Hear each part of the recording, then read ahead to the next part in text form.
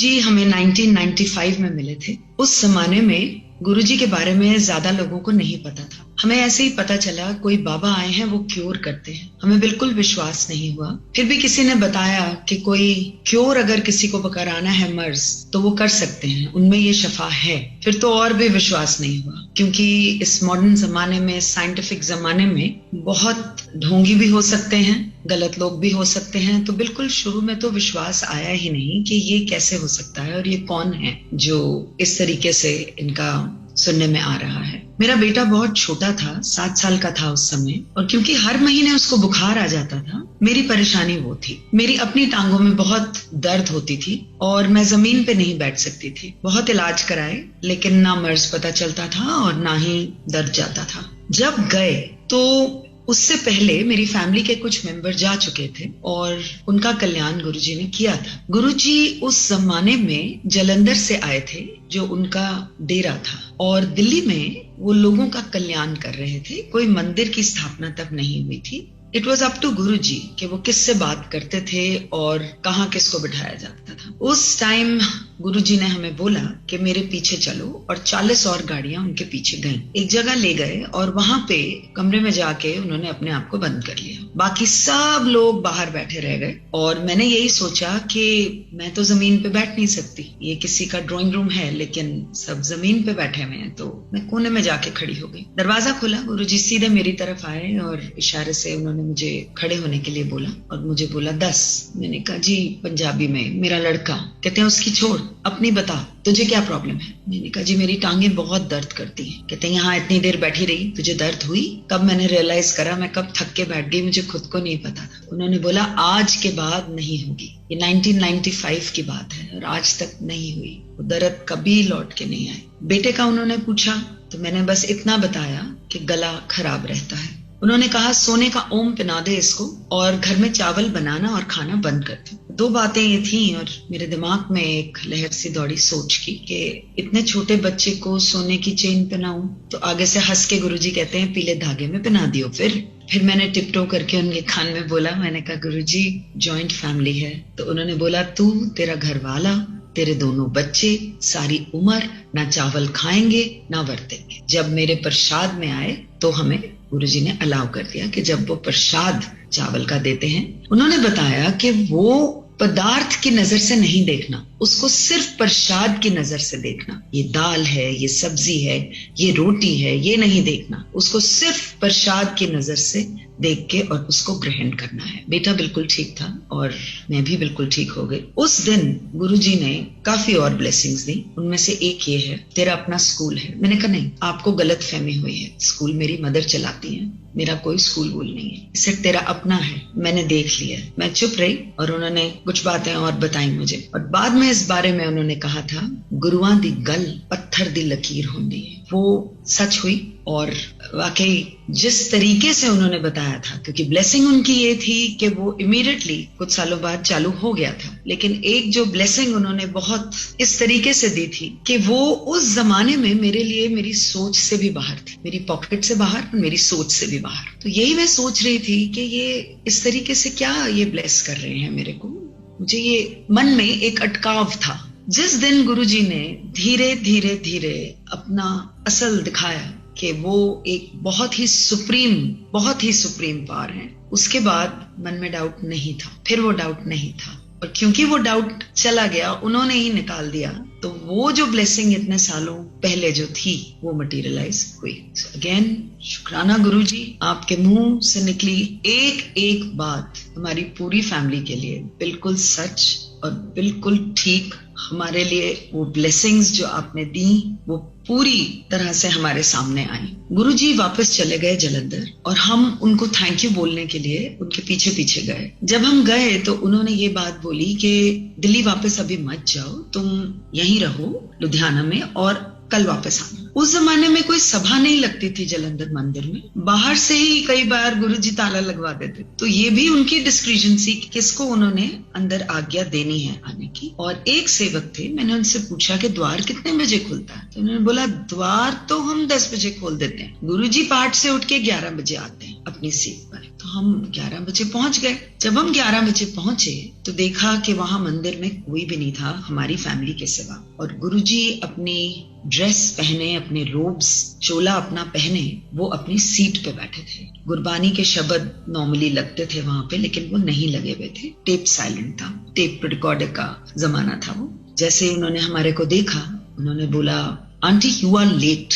English में बोला, what were you doing all this while, wait I will tell you. और फिर उन्होंने पंजाबी में बोलना शुरू करा। 2 आलू के परोठे खाते, 1 कटोरी दही दे नाल, आधा ग्लास पानी पिया, टेबल पे रख, फिर वॉशरूम गई। उसके बाद अपनी बहन के पीछे वाले कमरे में तेरा काला सूटकेस पड़ा था, वहां से तूने अपनी बेटी की ड्रेस निकाली, ऑरेंज वाली। तुझे ना वो जो ड्रेस उसने पहनी थी उसको पसंद नहीं आई थी तेरे को, तूने चेंज करी। फिर तू सारे कमरों में जाके सबके पास सबको तूने बुलाया। उसके बाद जो आधा ग्लास टेबल पे तेरा रखा था वो तूने फिनिश करा, फिर टॉयलेट गई, और उसके बाद पूरा 1 घंटा मेरे पास लेट आ रही है। गुरुआनु वेट नहीं कराएगा।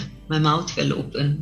I was totally shaken up कि ये कौन है?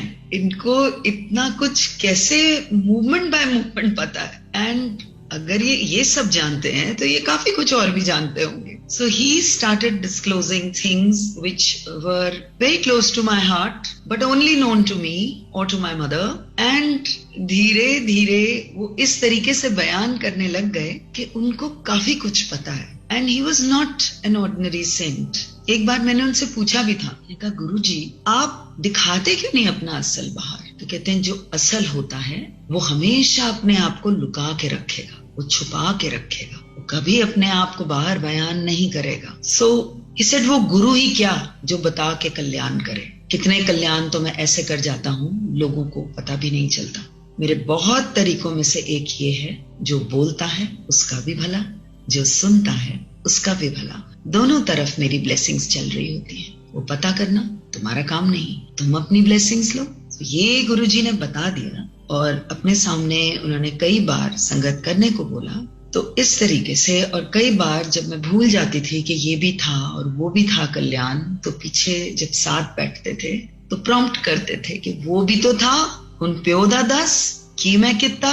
So then of course he has done kalyan for so many in my family, and so many जिनको पता भी नहीं कि गुरुजी ने उनके लिए क्या क्या किया। मेरे फादर को उस टाइम 1995 के दौरान, उसके बाद बताया गया कि उनको लिम्फोमा है, cancer of the lymph glands, और अस्पताल वालों ने कुछ 3 महीने से ज्यादा नहीं दिए थे उनको। हमें पता चला कि गुरुजी आए हैं, और हम वहां गए गुरुजी को बताने के लिए। उस जमाने में आपको बोलना पड़ता था आप क्यों आए।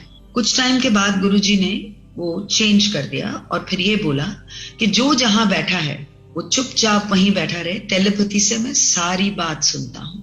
उसके बाद आपको बोलने की भी जरूरत नहीं पड़ती थी। तो जब बोलने का जमाना था, हम कुछ बोल नहीं पाए और चुपचाप वहां से चले आए। इतना मौका दिया गुरुजी ने कि अपने सामने बिठाया, और कोई और नहीं था सिवाय मेरे हस्बैंड और मेरे, फिर भी हम नहीं बोल पाए। उसके बाद 1 हफ्ता बीता, और गुरुजी ने फोन किया और बोला कि कहीं चलना है, वहां मैं ब्लेस करने जा रहा हूँ और तुम भी मेरे साथ आओ। दोनों जने हम गए, बहुत अच्छा माहौल था, किसी की हाउस वार्मिंग थी, गुरुजी ब्लेस करने गए थे। लेकिन बिल्कुल भी वहां इस तरीके से जैसे सब हंस रहे हैं, बोल रहे हैं, क्योंकि फादर हॉस्पिटल में थे तो मन नहीं था। तो मैं पीछे जाके बैठ गई। उन्होंने इशारा करा, मुझे आगे बुलाया, अपने साथ बिठाया, और उसके बाद मेरी तरफ देखा भी नहीं। मन में अभी मैं यही सोच रही थी कि मैं यहाँ क्यों बुलाई गई हूँ, मेरे फादर हॉस्पिटल में हैं और यहाँ पे मैं क्या कर रही हूँ, मैं क्यों बुलाई गई हूँ। एकदम गुरुजी ने मेरी तरफ देखा और बोला, तेरे पापा का कैंसर ठीक कर दिया है मैंने। उन्होंने पंजाबी में बोला, तेरे प्यो दा कैंसर ठीक कर देता है। मैंने तो कैंसर शब्द बोला भी नहीं था, मैंने तो कुछ भी मुंह से नहीं निकाला था उस दिन। जब हमने देखा कि फादर की जो रिपोर्टें हैं वो कैंसर अब शो ही नहीं कर रही थी, वो बिल्कुल ठीक आ रही थी, ये भी गुरुजी की ही ब्लेसिंग थी। मेरे फादर आज तक जिंदा हैं, he is going to turn 84, and ये गुरुजी की कृपा है कि he didn't have to suffer like any cancer patient would have. And उसके बाद उनकी मेमोरी जो थी वो चली गई। And again we went to Guruji, और गुरुजी ने बोला काले चने प्रवाह कर दो। 2 दिन हुए, कुछ नहीं हुआ। वापस गए गुरुजी के, उन्होंने देखते ही बोला चने प्रवाह नहीं हुए, दोबारा करो। जब दोबारा करा तो पता चला कि जो पहली बारी करा था जिसने, प्लास्टिक का पैकेट गांठ नहीं खुली थी, वो एक्सीडेंटली गिर गया पानी में और वैसे ही बह गया। तो चने पानी में बहे नहीं थे, वो प्लास्टिक की पोटली के अंदर ही चले गए थे। इस बार खोल के पैकेट और प्रवाह किया और father revived and his memory is very strong, even today it's very strong. Mother के लिए भी बहुत कल्याण गुरुजी ने करे। उनकी रिपोर्टें suspected tuberculosis of the small intestine दिखाती थी, कोलन कैंसर दिखाती थी।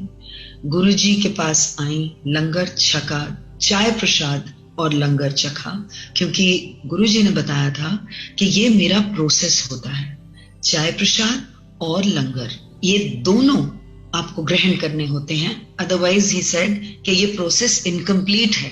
तो वो दोनों ग्रहण करवाए मम्मी को, और उसके बाद जब वो हॉस्पिटल में गई और उन्होंने रिपोर्टें दोबारा निकलवाई, कुछ भी नहीं था, कुछ भी नहीं था रिपोर्टों में, बिल्कुल क्लियर, बिल्कुल क्लियर। मुझे एक दिन उन्होंने बोला, जे मैं तेनू दसांगा तेनू की है, तेरे पैरों तले जमीन खिसक जाएगी। मैंने उनको बोला महाराज मुझे दसना ना, मुझे पता करने की जरूरत भी नहीं, मैं देख चुकी हूँ आप बहुत लोगों का क्या क्या कल्याण कर रहे हो, आप बस मुझे क्योर कर देना, मुझे कुछ भी नहीं पता करना।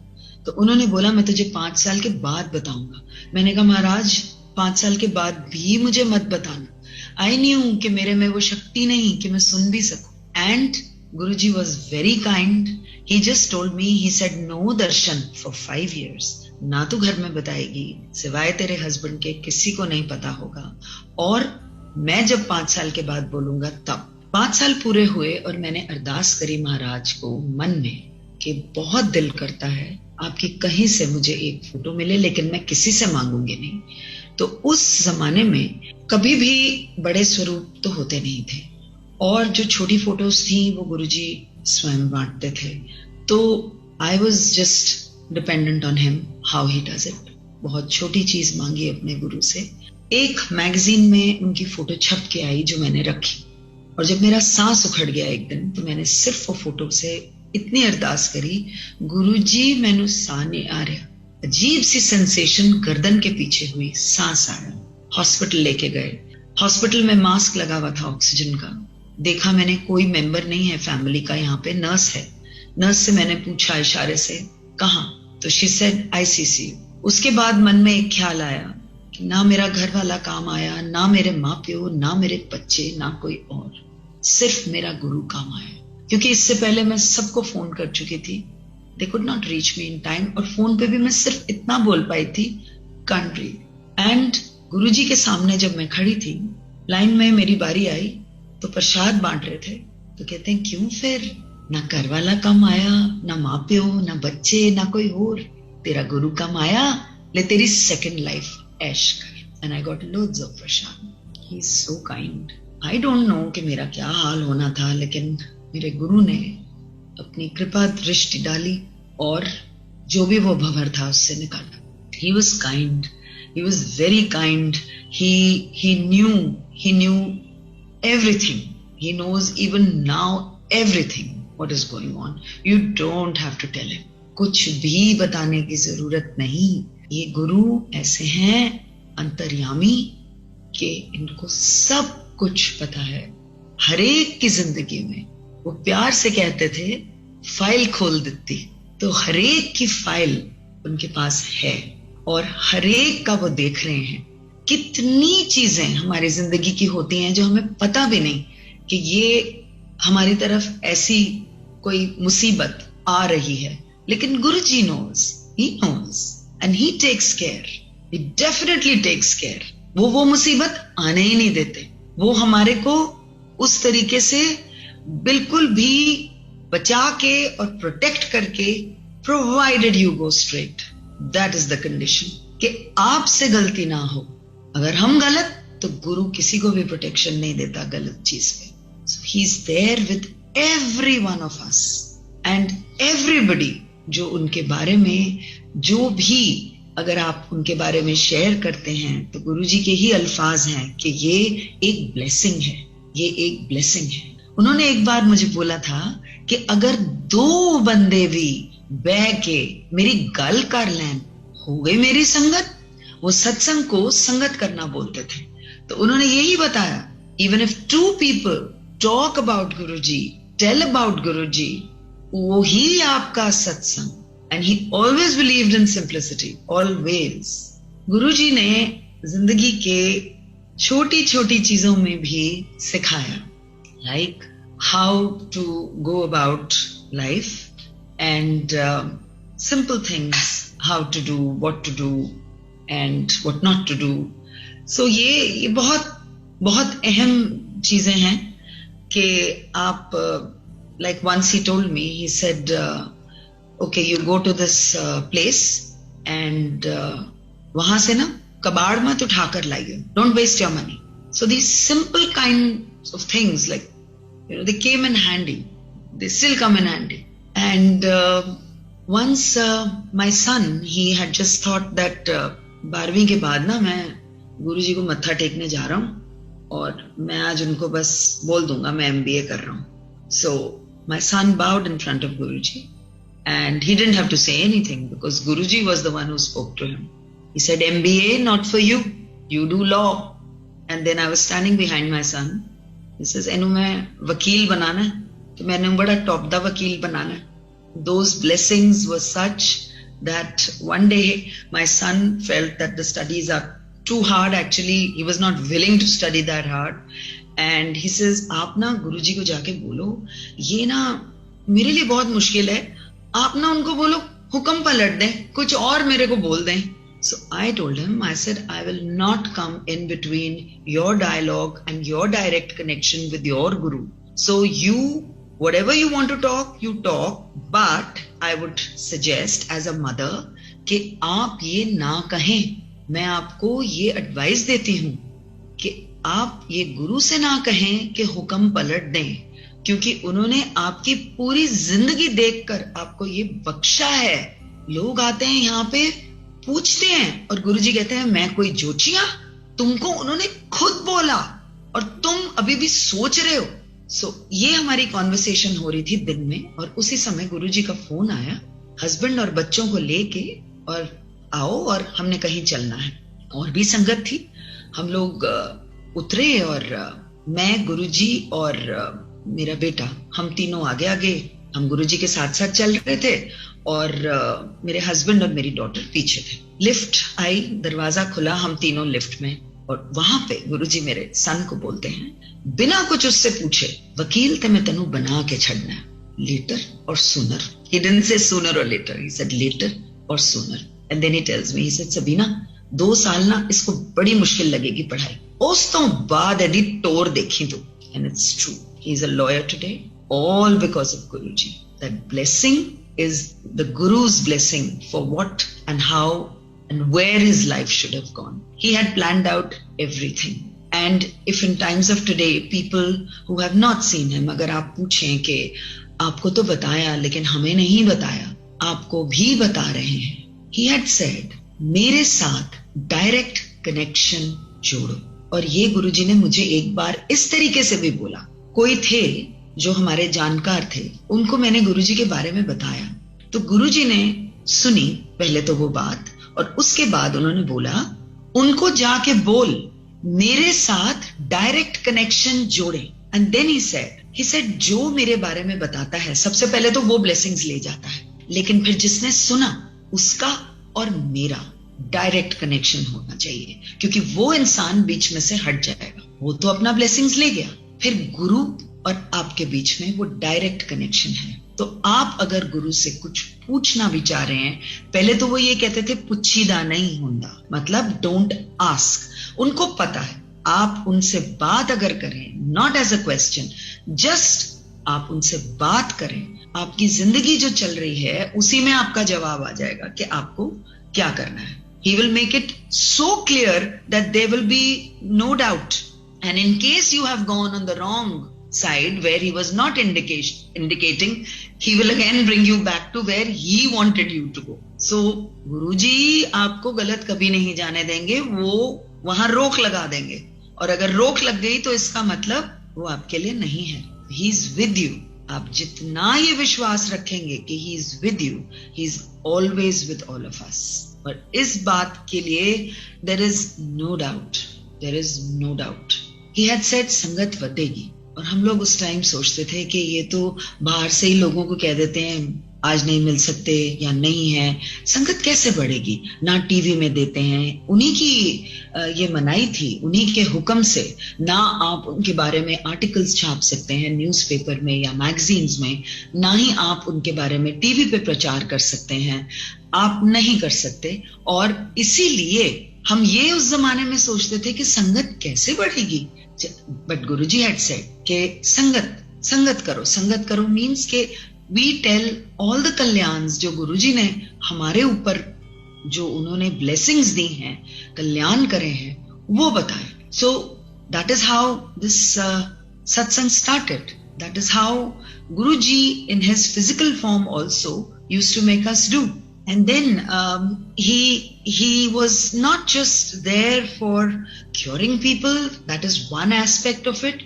He used to say, अगर ध्यान गोडों में जा रहा है, and this was generally said, अगर ध्यान गोडों में जा रहा है तो भगवान की तरफ कैसे जाएगा. तो इसीलिए जितनी दर्दें होती हैं, वो सारी दर्दें, वो सारे पेन पहले मैं हटा देता हूं, ताकि आपका डायरेक्ट कनेक्शन भगवान से बने.